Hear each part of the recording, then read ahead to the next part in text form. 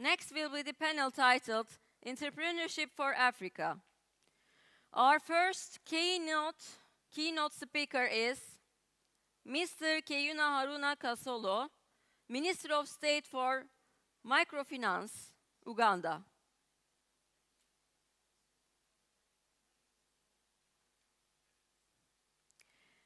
And I would like to invite to the stage our second keynote speaker, Mr. Musa Kulaklıkaya, Director General of SESRIC. Welcome.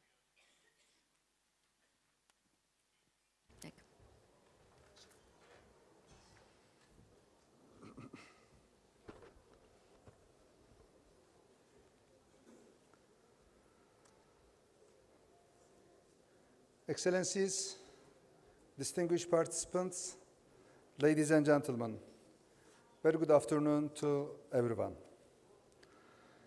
It's a great pleasure for me to address the representatives of various governments and private sector organizations, non-governmental organizations, and academia in this venue today. Today, in this panel, it's going to be discussed how entrepreneurship could address the challenges of Africa. Over the past decade, Africa has become the world's second fastest growing continent after Asia. Nevertheless, poverty, inequality, and unemployment remain persistent challenges which could hamper efforts to achieve sustainable growth and development. Population continues to grow at 2.6% in Africa, and it's expected to double by 2050. Every year, African countries are only capable of generating 3 million jobs in formal markets. But every year, the number of young people joining the workforce is between 10 and 12 million. Africa needs to switch to a more sustainable and productive growth phase and create more jobs, more income by fostering entrepreneurship. Africa's achievement of sustainable development is encouraged by a general consensus on development strategies, both launched in 2015 and 2030 Agenda for Sustainable Development and the African Union's Agenda 2063 have similar objectives. African Development Bank is also trying to increase investments and create positive impacts by focusing on 5 priority areas. Organization of Islamic Cooperation, which has 57 member countries and 27 of them are from African continent. But its agenda in 2016, under the frame of OIC 2025 Program of Action, in a way to strengthening youth and women entrepreneurship as well as vocational skills development. Interestingly, all these policy frameworks emphasize the role of the private sector and underline the importance of promoting entrepreneurship in reducing poverty reduction. The main challenge in Africa is increasing the value creation capacity of the economies. To do so, efforts need to be focused on improving the ecosystems in which entrepreneurs can take advantage of market opportunities. It's estimated that achieving sustainable development goals would create a $12 million market and 85 million new jobs in Africa by 2030. The role of the public sector is crucial to reach these outcomes, but it is not enough. These outcomes can only be achieved with a strong private sector engagement. Innovative entrepreneurs across the continent can be the drivers of the growth by benefiting from these market opportunities. Ladies and gentlemen, dear participants, Sectorial potentials are also important for utilizing the entrepreneurial opportunities, especially ICT, green business, agriculture, and tourism sectors offer great opportunities to transform the continent's natural, cultural, energetic, and human resources to innovate products. Integrating entrepreneurship component into these sectors can scale up the sectorial as well as entrepreneurial contribution to the overall economy. In the face of the new industrial revolution, information and communication technologies are strategic growth enhancers because they create technology spillovers on almost all other sectors. Africa can create $296 billion business value and 16 million jobs by increasing energy access, expanding the use of renewable energy resources, and creating circular models. Targeting entrepreneurship in agriculture can offer tremendous benefits as the majority of the population in the continent is engaged in this sector. Agriculture constitutes the largest part of the economic activities. Its untapped potential is estimated as $367 billion US. With the latest technological advancements and mobile penetration rates across the continent, tourism holds many opportunities for African entrepreneurs. To harness the tourism opportunities, it's necessary to develop a sustainable and resilient tourism sector through innovation and technology. This type of advancement can be fostered by entrepreneurial activities. In the same vein, and within this scope, initiated by CESRIC, which we call the BINA Initiative, a flagship program of entrepreneurship for Libya aims to promoting SMEs and entrepreneurship is now recognized as an essential requirement for Libya to develop a more dynamic private sector, create jobs, and increase economic diversification and resilience once social political stability is rescheduled after the revolution in Libya. I believe that the young and rapidly growing population is an opportunity for Africa if they are educated and prepared for the changing global trends and new industrial revolution.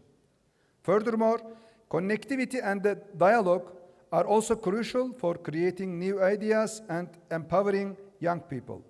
In this regard, I would like to congratulate the government of Rwanda, UNDP, and relevant UN agencies for being initiated a program called Youth Connect Africa in 2012 in Rwanda. We are glad to hear that this program is already being replicated in 5 other African countries and inspired many young entrepreneurs. Before concluding my speech, I would like to sincerely thank UNDP Istanbul International Center for Private Sector in Development, HP Foundation, and the organizers of the Bosphorus Summit for providing this opportunity, and I wish you a stimulating debate. Thank you very much for your kind attention. Thank you so much. I would like to present honor gift for you. And I would like to invite Mr. Cengiz Özgence to present the honor gift.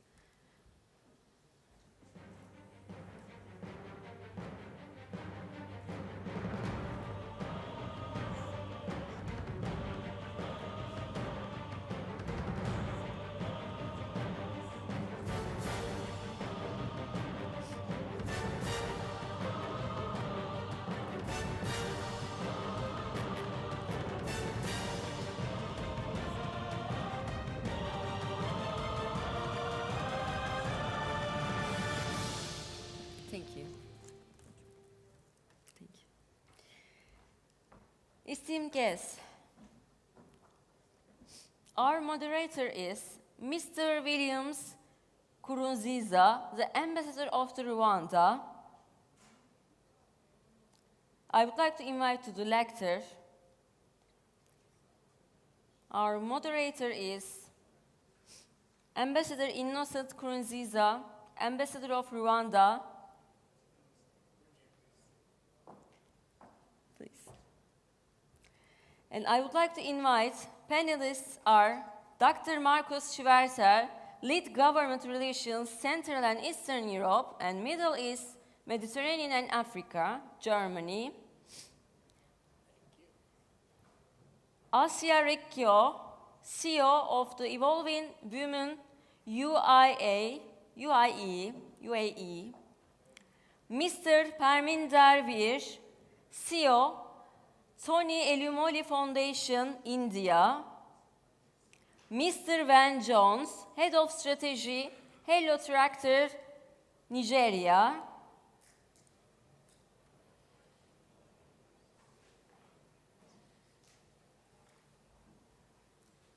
Yes, Mr. Williams.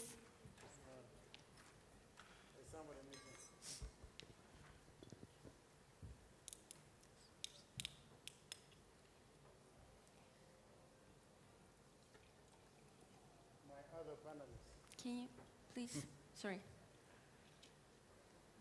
Which one?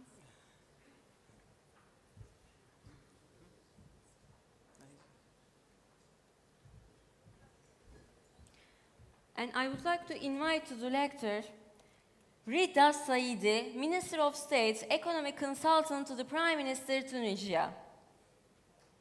Yes, stage is yours.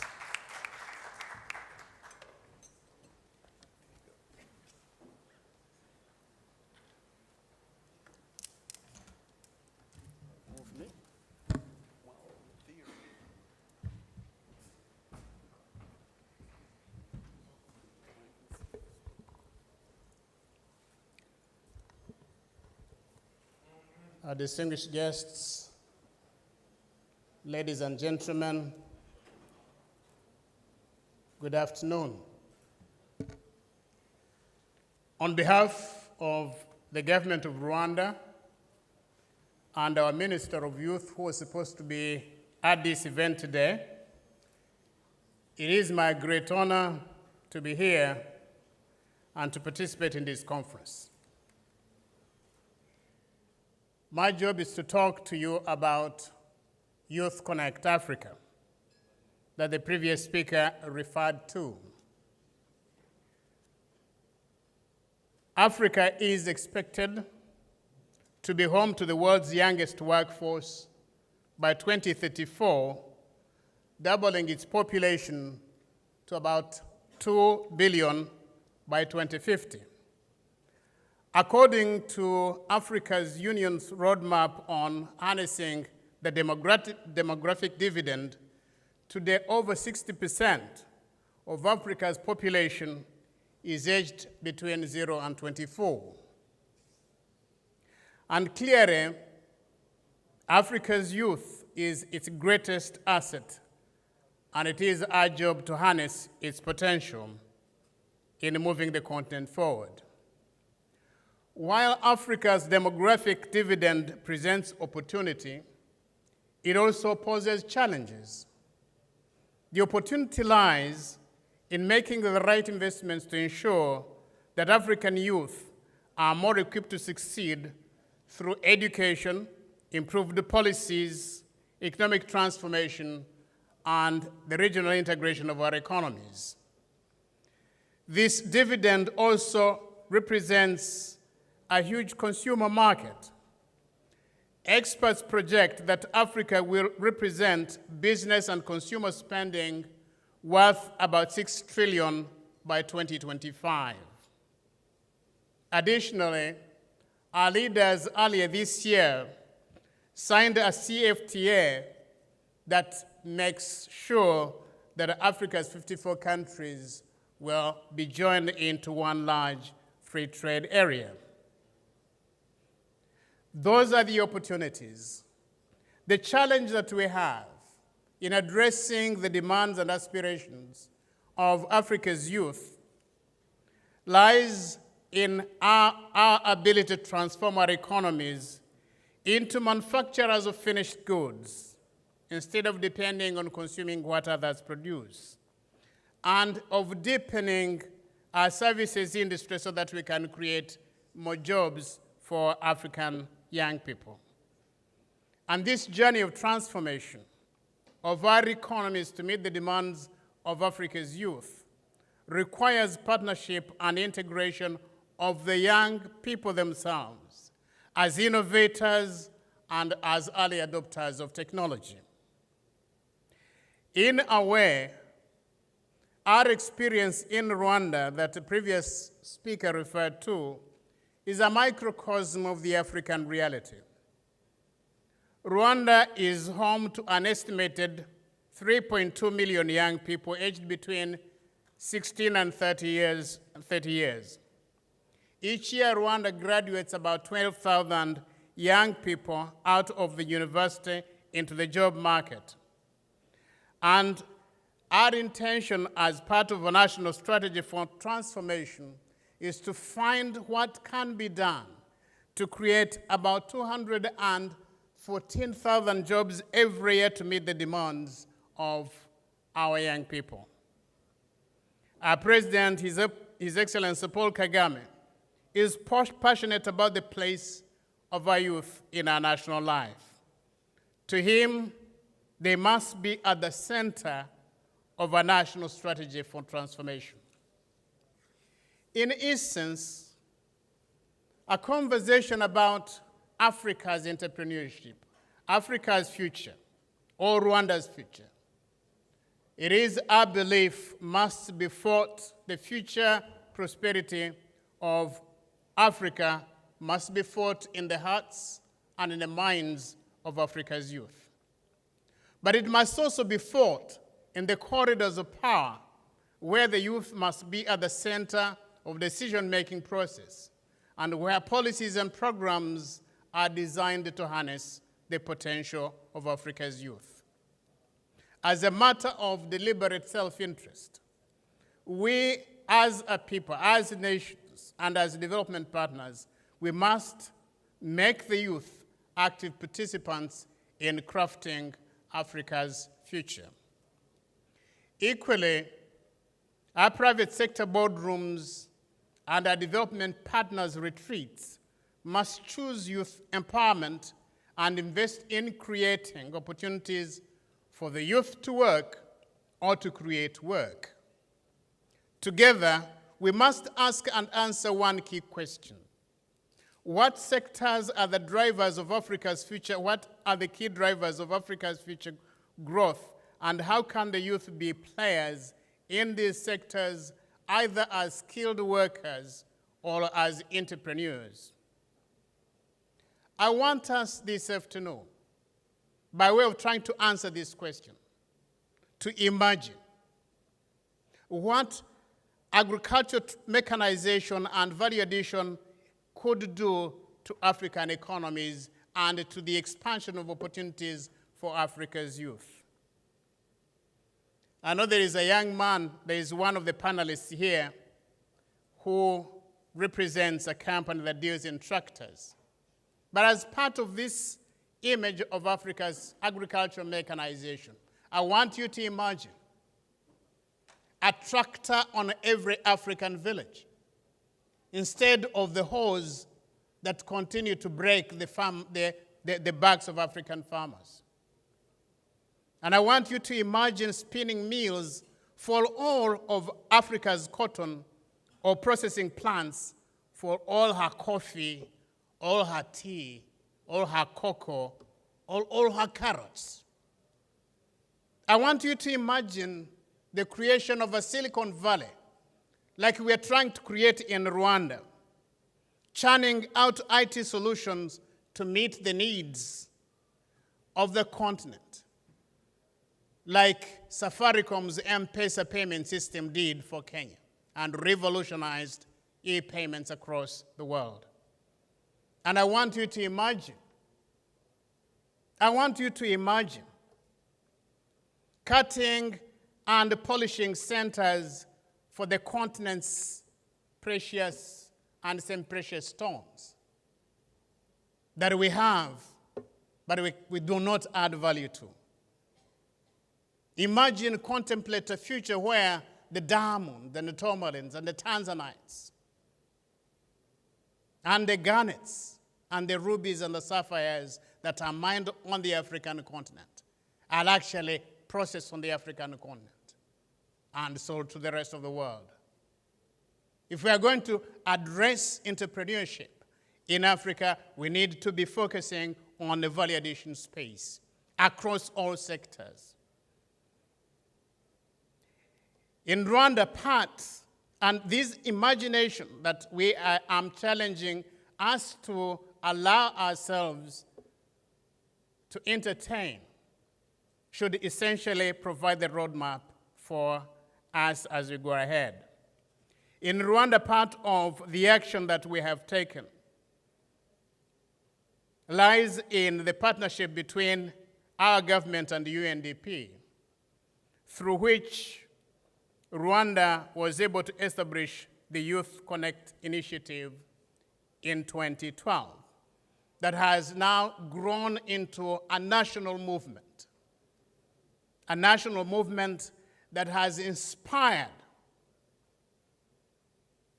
our development partners as well as our brothers and sisters across the continent to see the focus on Africa's youth as a necessary and a critical area of engagement if we are going to change the conditions of our continent. And the movement, as you can see on the table, between 2012 and 2018, thousands of young people have benefited from this particular initiative. And millions have gone through the Youth Connect conversation and participated in the Youth Connect month and sat in Youth Connect hangouts to engage fellow youth as well as innovators and business leaders and policymakers to talk about what the youth can do to make our world better. As we sit here today, the African Union is already embracing the Youth Connect concept as part of what should be done to drive change on the continent. And we are happy that since the birth of the Youth Connect movement in 2012 in Rwanda, today 7 countries in Africa, including Democratic Republic of Congo, Congo-Brazzaville, Uganda, Gambia, Zambia, Liberia, and Sierra Leone, have already launched their own initiatives. And more countries are looking at doing this. And this year, the Youth Connect Africa Hub was launched in Kigali to provide a continental framework to coordinate the Youth Connect initiatives across all countries on the African continent, partly because the future of our continent must be driven by the young blood on our continent. And therefore, it is important that we create the necessary ecosystem that will support young people as they take on the charge of shaping the kind of future that they deserve and that the continent deserves. And it is on that note that I want to end by thanking every one of you who is here today to participate in this afternoon's panel session that I have been privileged to be asked to coordinate, focusing on entrepreneurship on the African continent or for Africa. And with me, I have an excellent panel that is going to guide us in this particular conversation. And I'm hoping that every time we talk about entrepreneurship on the African continent, we are seeing young blood driving this particular initiative. And I'm therefore happy to introduce my panelists this afternoon, starting with Marcus, who is the lead government relations for Central and Eastern Europe, Middle East, and Africa for HP. It's also my distinct honor to introduce Mr. Rida Said, the Minister of State, Economy, and consultant to the Prime Minister of Tunisia. My sister Azia Rico, CEO of Evolving Women, based in the United Arab Emirates, and Mr. Van Jones, the youngest member of a panel, part of Africa's youth, and head of strategy for Hilo Tractor in Nigeria. Those who don't know what Nigeria is, it is the most populous, most vibrant country on the continent. With those few remarks, I'd like to start our panel, and I'll start by inviting Marcus to lead us and share his thoughts. Thank you.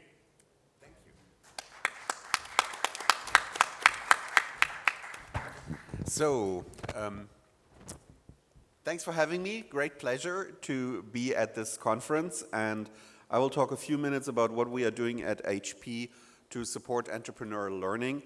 HP, as you might know, we are a US-based multinational company producing PCs, printers, and 3D printing.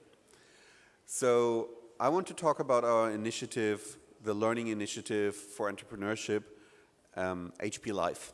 And you can just go to www.live-global.org and you get access to all of the material that I'm sharing with you in a minute, and it's free of charge. And yeah, you'll see a bit more about what it is.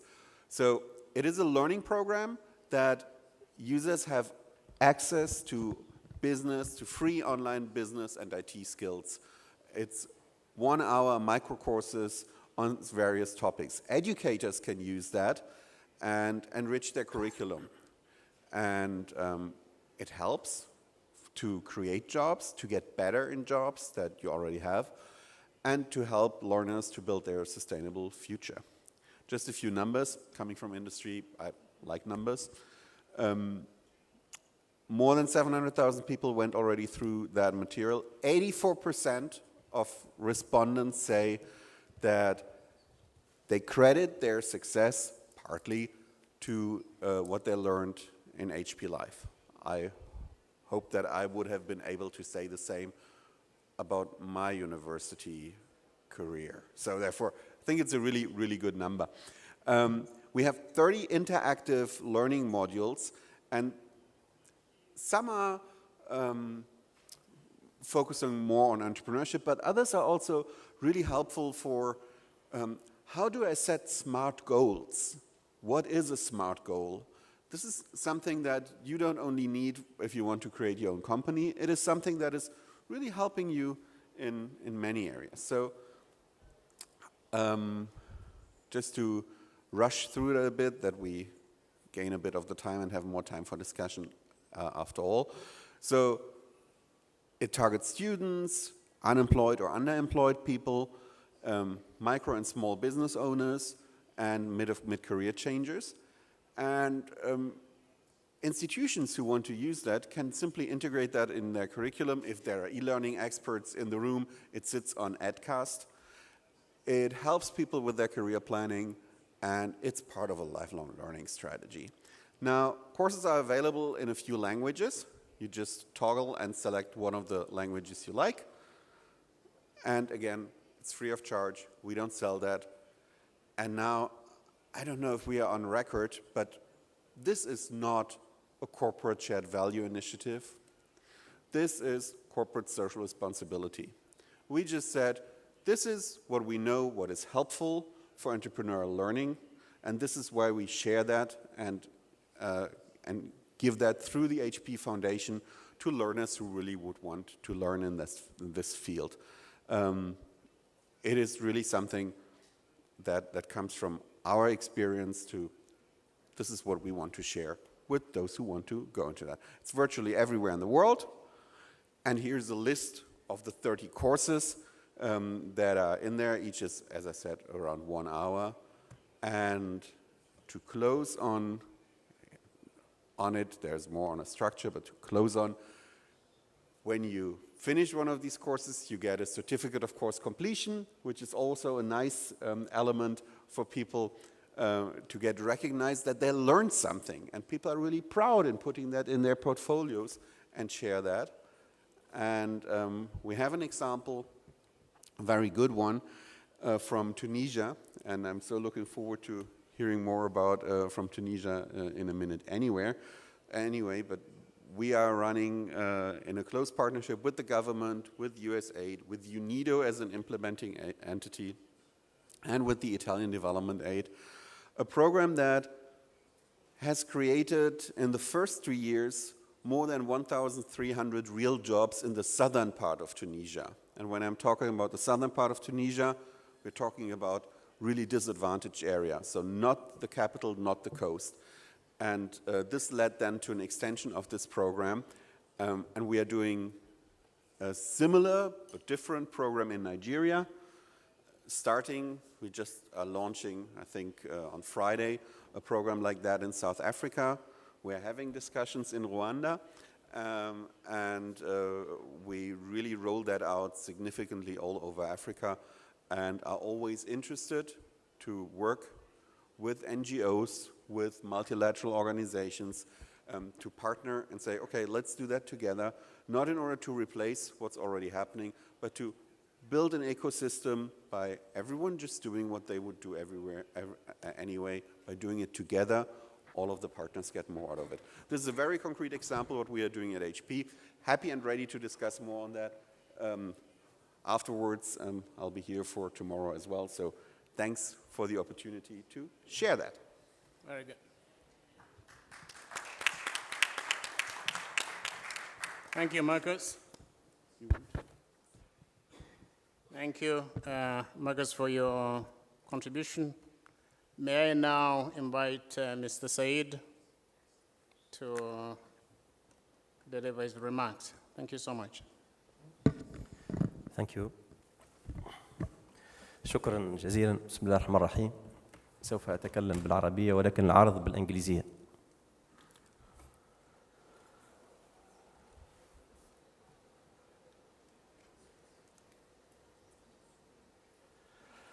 إذن كما تفضل السادة الكرام الذين افتتحوا هذا اللقاء الهام حول ريادة الأعمال في إفريقيا.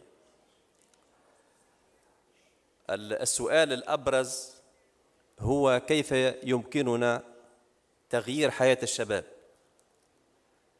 من خلال ريادة الأعمال، من خلال التوجه نحو إيجاد حلول لتحديات التنمية في الدول الإفريقية. سوف أتحدث عن إفريقيا، ولكن سوف أقدم التجربة التونسية في هذا المجال، في مجال ريادة الأعمال، خاصة في المجال التشريعي. تعرفون أن الثورة التي انطلقت في تونس في أواخر ديسمبر 2010 أسست لبناء تجربة ديمقراطية جديدة ناشئة في تونس، ولكن منطلقها كان إضرام النار في جسد محمد البوعزيزي الذي منع من القيام بعمل خاص في بيع الفاكهة.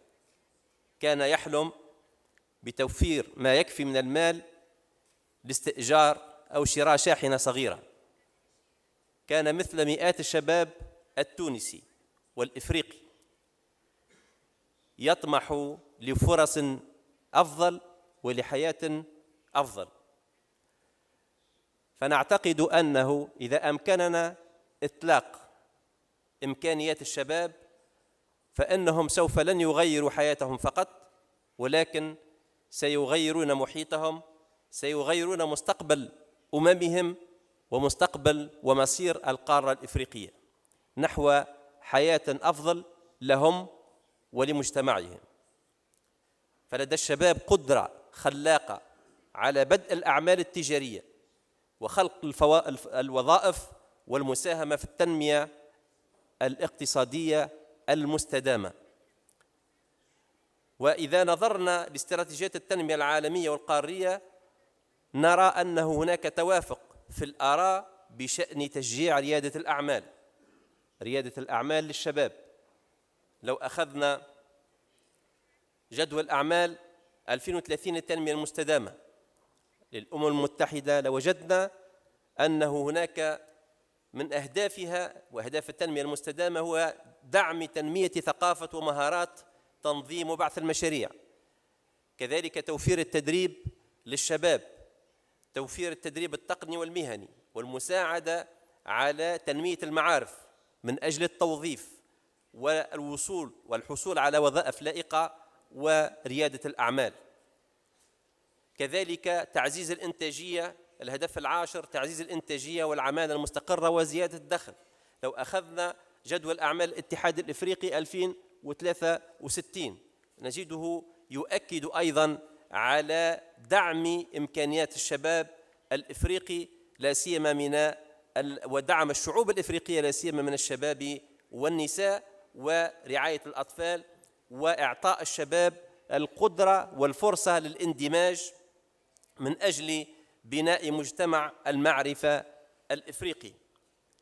المبادرات كلها هي مبادرات لتحفيز التعليم وثورة المهارات، كلها تسعى من أجل تنمية مستدامة لإفريقيا لمختلف الدول الإفريقية بتعزيز التعليم والتدريب الفني والتقني من خلال زيادة الاستثمارات.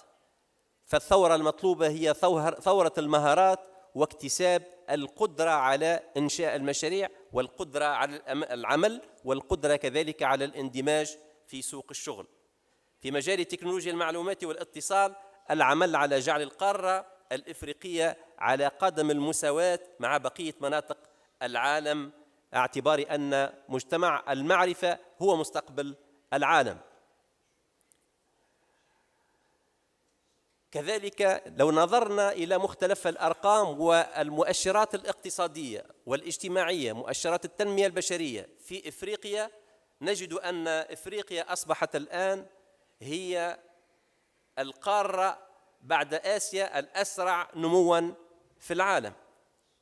كذلك في نفس الوقت، وهذه المفارقة العجيبة، هي تسجل نمواً عالياً، ولكن مستوى الفقر وعدم المساواة والبطالة تبقى تحديات مستمرة، والأرقام أمامكم.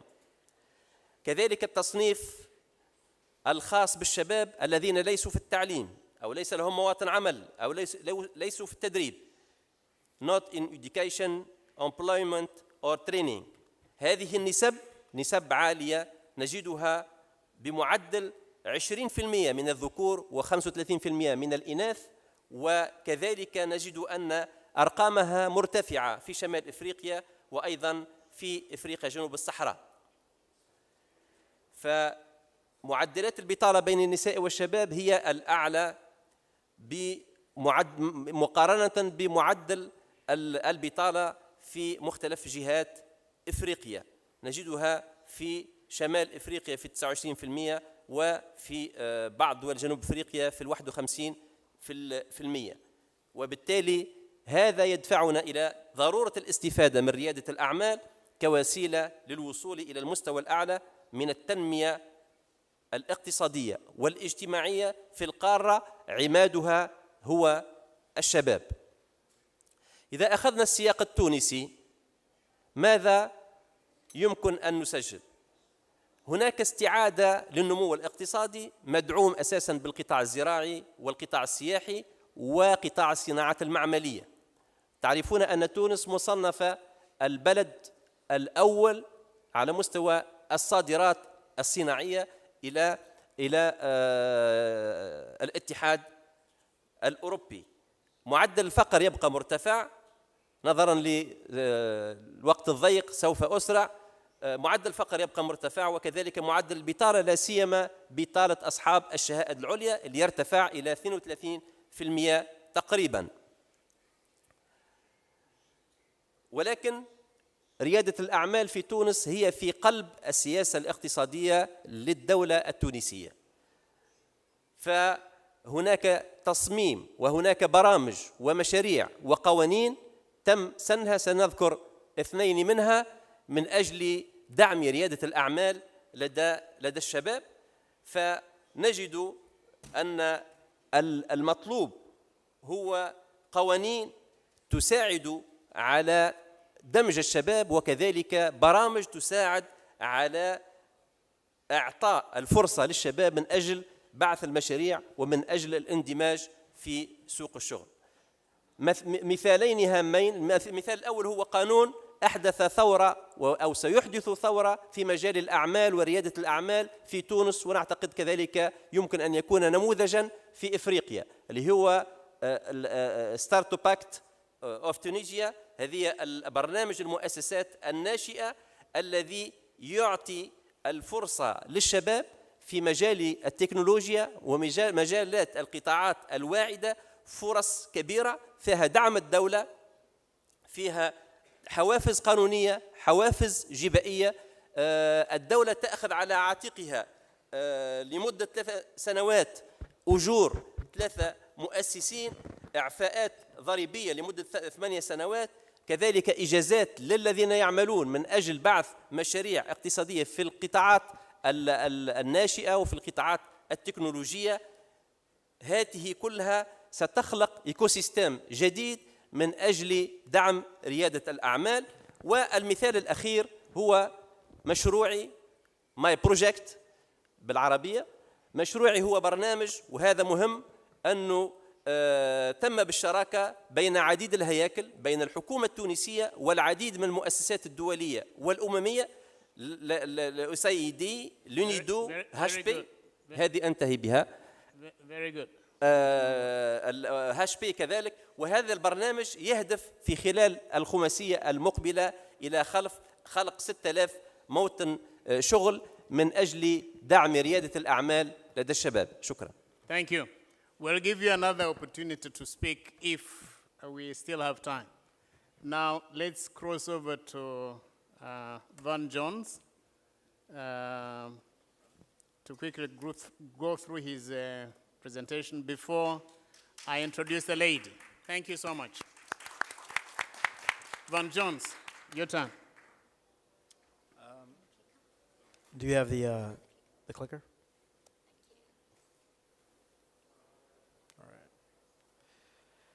Hi, everyone. So with Hello Tractor, the company that I'm here representing, what we do is we focus on how can we ensure mechanization access to smallholders across Nigeria principally, but other countries in Africa as well. What I want to do is I want to illustrate how our company is able to catalyze additional entrepreneurship with our technology. So what we have here in this case study that I have on the screen is a local southwestern-based company run by Shay, who is in his 30s and has agricultural equipment and construction equipment that he is trying to put to use to build properties as well as to enhance farming conditions in that part of the country.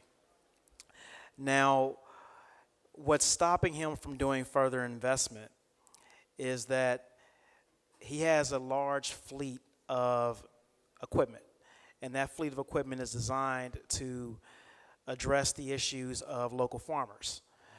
But with having this large fleet of equipment, how can you profitably deploy the equipment in a way that makes him money, de-risks his operation, and allows for those farmers to receive service?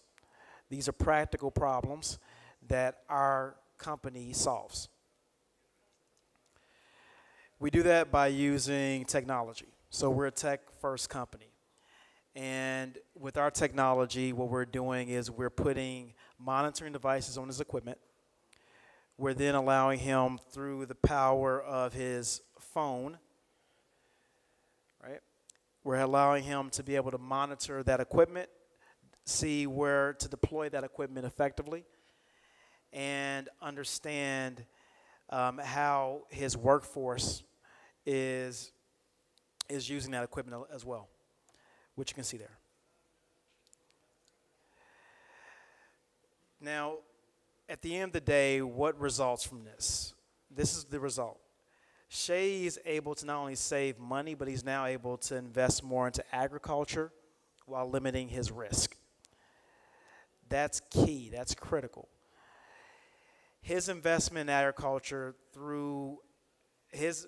he was able to identify 30% cost savings in his business through our technology.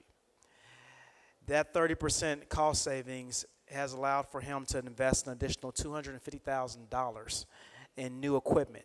Each new equipment is able to address the needs of up to 200 farmers per piece of equipment. So he's able to not only make more profitable decisions, but he's also able to affect the lives and change the lives of these farmers who are now getting plowing service, tilling service, spraying, planting service, all because he's able to more profitably service them.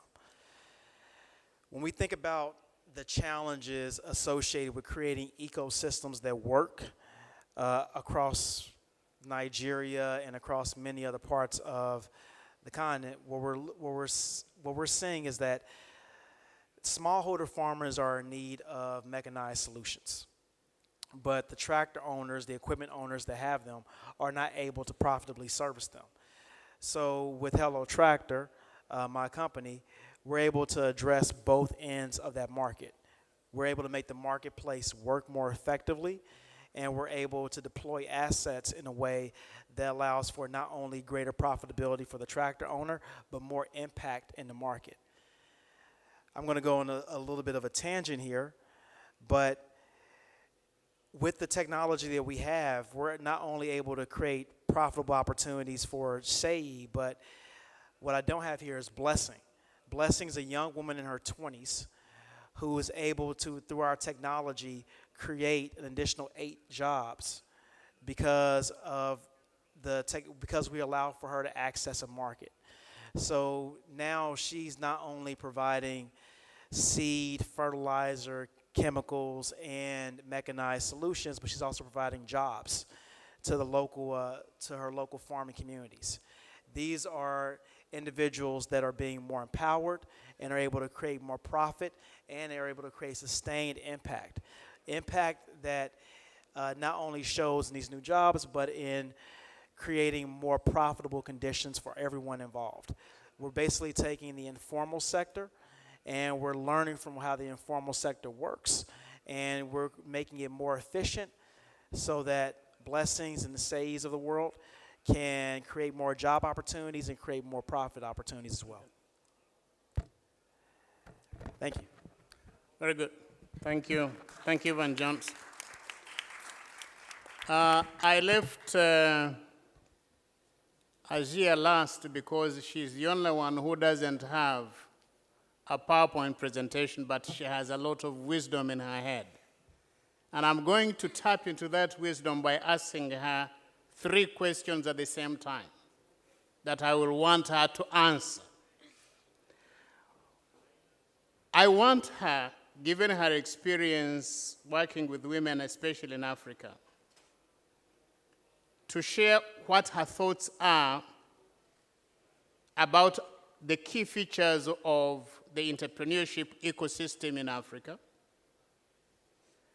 and to share with us what she has observed as the challenges for entrepreneurship development on the African continent, and perhaps finally to express her views about what can be done to promote entrepreneurship among the African youth and among African women.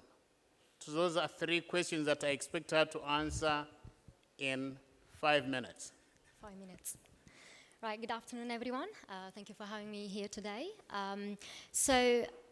Evolving Women is a social enterprise based in Dubai, in the UAE. And we work with unemployed women in developing countries, mainly Africa, who are from rural areas, and usually are women who come from a less privileged economic background, so they had no access to skill development, no access to job opportunities, and they are usually victims of rape and violence. So what we do, we offer them, first of all, a 27-month program where they spend 2 years in Dubai working in hospitality before we find them jobs back in their home country so they can go back and grow their communities.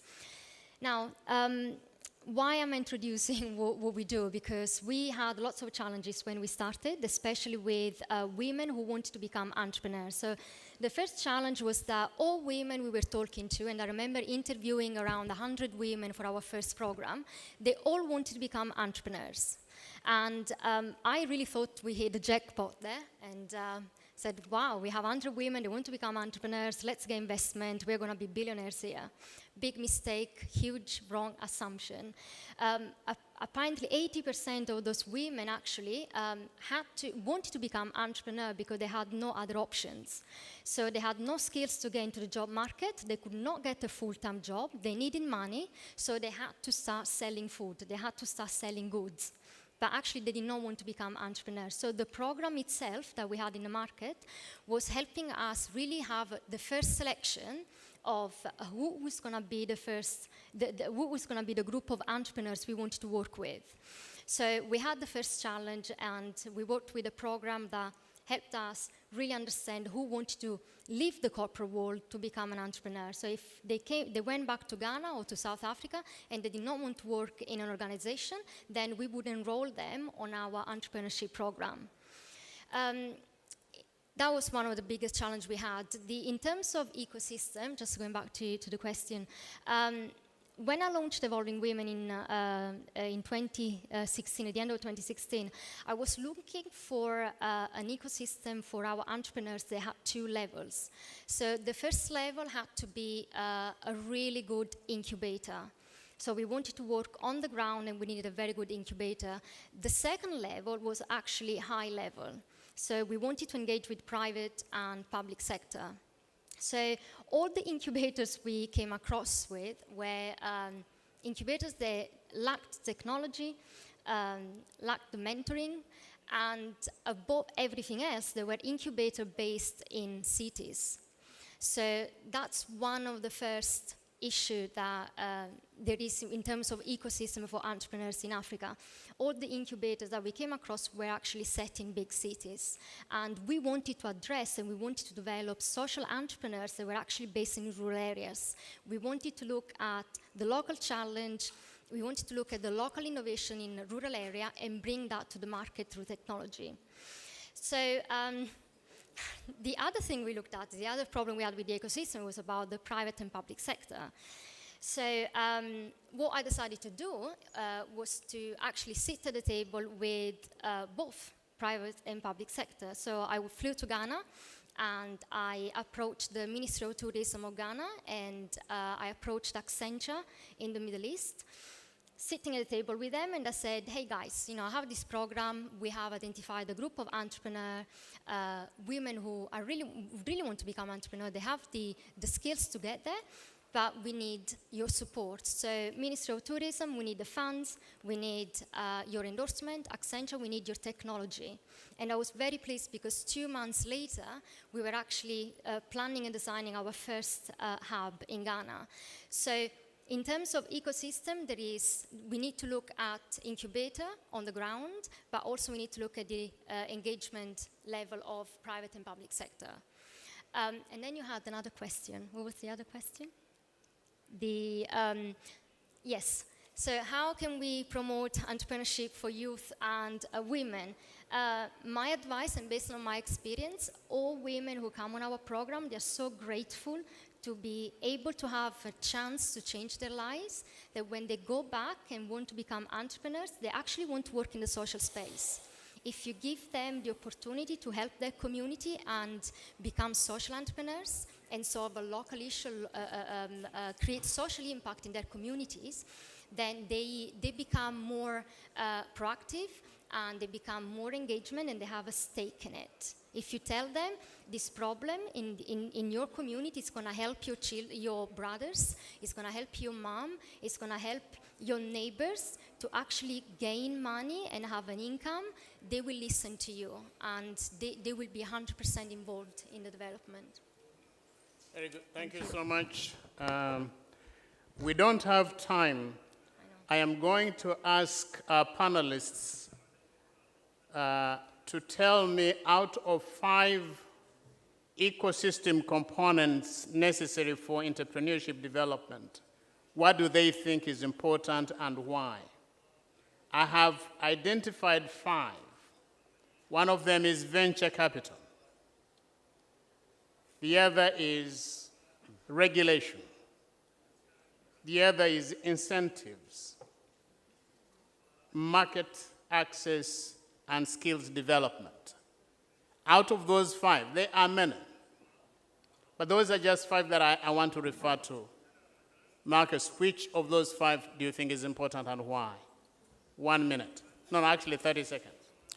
All of them are important. You can't have one without the other. I think there's a lot of myth around entrepreneurship that this is solving all the problems of job creation.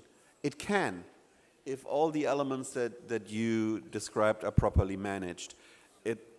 But entrepreneurship itself and entrepreneurial work itself is not able to solve the job challenge if the regulatory skills and other elements that you mentioned, environment, is not supporting that. So it's really a call for society as a whole to create an ecosystem of partners to bring the opportunity together. So I'm not answering your question. You are answering it by telling me everything is important, which is fine. But I think there is something that you mentioned, which is, perhaps that I didn't touch on. It's one of mindset, because entrepreneurship is a mindset, okay? The desire to take risk and to win no matter what happens. But then you need other elements to make things happen. Said, out of the 5, which one would you think is important? Everything also? Or do you have other elements that you would want to add? شكرا. أعتقد كما تفضل السيد ماركوس أنه العناصر هذه كلها يجب أن تكون مجتمعة، ولكن إذا خيرنا أنه فيه أهم عنصر هي ثقافة المبادرة، ثقافة ريادة الأعمال. فأول تغيير هو تغيير في الثقافة، تغيير في العقلية، لأنه مثلا في تونس عندنا إشكال أن الشباب عندما يتخرج من الجامعة ينتظر أن يتم توظيفه في القطاع العام، ينتظر توظيفه في الدولة، في مؤسسات الدولة، بينما لابد من خلق ثقافة جديدة هي ثقافة الأعمال، ثقافة ريادة الأعمال، أنه منذ التعليم الابتدائي والثانوي يتم إنشاؤه على خلق مشروع، ابتكار فكرة، تطوير فكرة يمكن أن يكون هو صاحبها فيما بعد، تؤدي إلى أنه يصبح صاحب عمل لانتداب آخرين. ونقطة ثانية هي النفاذ إلى التمويل. Very good. Thank you, Said. I would add to your list social impact investment. Okay, very good. Social impact investment. Van Jones, what would you like to add? Or which one would you pick as the most critical? So as a business owner, working with other business owners, I will always default to venture capital, making things work. And if we can get the capital systems to work more effectively through coordination with multilaterals, governments, et cetera, to buy down the risk associated with capital deployment, then I think there's a lot of opportunities that can be unlocked in these different countries. Thank you so much. The issue of mindset is very critical to changing Africa's entrepreneurial landscape. And I think that is part of what the Youth Connect initiative is trying to do.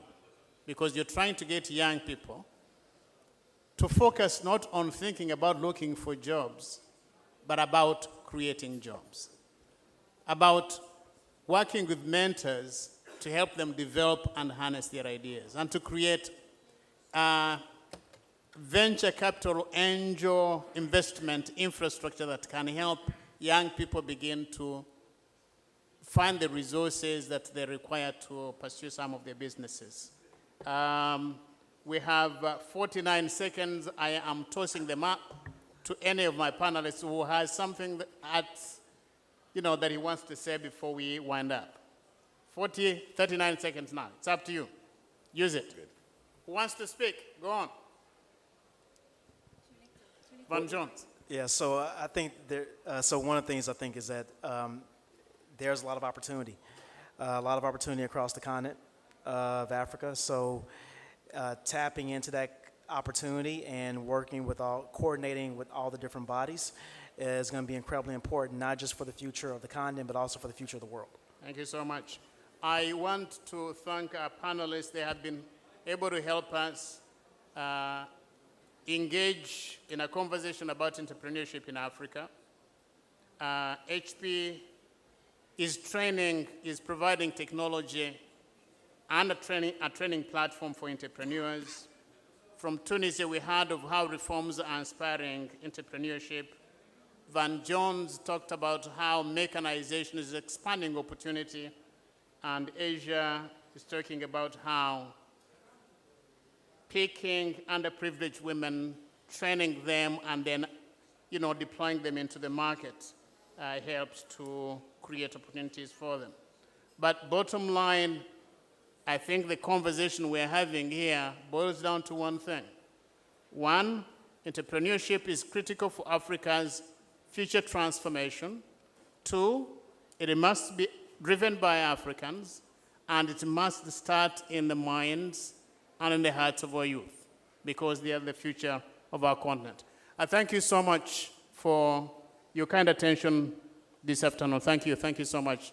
And panelists, thank you. Thank you so much. And we would like to present honor gifts for you. And I would like to invite Mr. Mekki El Shibli, the Executive Director of NBC Sudan, to the stage to present honor gifts for you.